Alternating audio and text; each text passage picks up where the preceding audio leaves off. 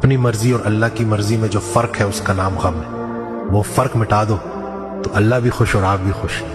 فرق ہے نا, اللہ نے کچھ چاہا, آپ کچھ اور چاہ رہے. اب اللہ نے جو کام آپ سے کروانا چاہ رہے وہ آپ کر نہیں رہے, اب وہ غم بن گئے. لیکن اگر آپ اس کو قبول کرو گے تو خوشی, اور دوسرے کی خوشی محسوس کرنا. کسی نے پوچھا نا کہ وہ حضرت نے کی کتاب میں لکھا ہوا ہے کہ بارش کی خوبی کیا ہے, تو کہا میرے کھیتوں کو سیراب کرتی ہے.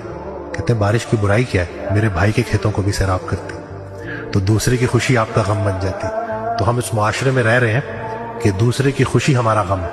اگر دوسرے کی خوشی ہماری خوشی بن جائے نا تو ہمارے غم بھی ختم ہو جائے. فرق صرف اتنا, نیکی کا ریوارڈ آخرت میں تو ملے گا, لیکن اللہ کے لیے کی گئی نیکی کا سب سے بڑا ریوارڈ یہ ہے کہ جب آپ کسی کے ساتھ نیکی کر رہے ہوتے ہو نا, اور وہ آپ کو دعائیں دے رہا ہوتا ہے, اس سے جو سیٹسفیکشن آپ کو ہوتی ہے دنیا کی کسی چیز سے نہیں ہوتی. اس کے مقابلے پہ دنیا کی کوئی مرسیڈیز نہیں آ سکتی, دنیا کا کوئی مرتبہ نہیں آ سکتا. یہ بات لوگوں کو سمجھانی ہے.